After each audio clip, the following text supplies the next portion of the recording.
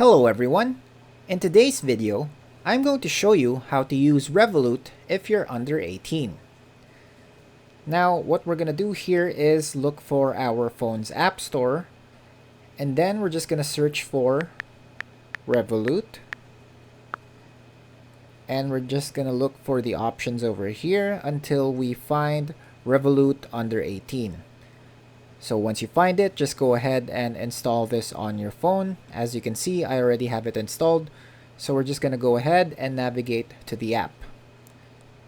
So once you have it on your phone, just open it up. And then we'll be able to create an account for Revolut under 18. So we're just going to go ahead and do that and just follow the process for signing up to Revolut under 18.